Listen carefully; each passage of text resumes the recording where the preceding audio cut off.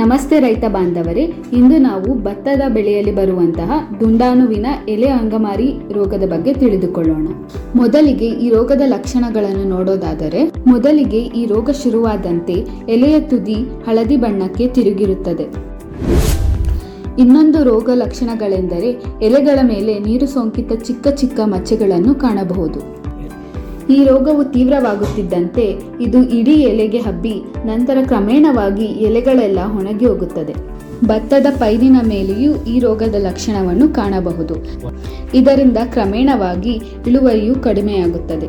ಈ ರೋಗವನ್ನು ನಾವು ವೈಜ್ಞಾನಿಕವಾಗಿ ಹೇಗೆ ನಿರ್ವಹಣೆ ಮಾಡಬಹುದು ಅಂತ ನೋಡೋದಾದ್ರೆ, ಸ್ಟ್ರೆಪ್ಟೋಸೈಕ್ಲಿನ್ 0.1 ಗ್ರಾಂ ಪ್ರತಿ ಲೀಟರ್ ನೀರಿಗೆ ಅಥವಾ ಮಲ್ಟಿಪ್ಲೆಕ್ಸ್ ಬ್ಯಾಕ್ಟಿನಾಶ್ 0.5 ಗ್ರಾಂ ಪ್ರತಿ ಲೀಟರ್ ನೀರಿಗೆ ಅಥವಾ ಬ್ಲೂ ಕಾಪರ್ 1-2 ಗ್ರಾಂ ಪ್ರತಿ ಲೀಟರ್ ನೀರಿಗೆ ಅಥವಾ ಪ್ಲಾಂಟೋಮೈಸಿನ್ 0.5 ಗ್ರಾಂ ಪ್ರತಿ ಲೀಟರ್ ನೀರಿಗೆ ಅಥವಾ ಕೊಸೈಡ್ 2 ಗ್ರಾಂ ಪ್ರತಿ ಲೀಟರ್ ನೀರಿಗೆ ಬೆರೆಸಿ ಸಿಂಪಡಣೆ ಮಾಡಬೇಕು.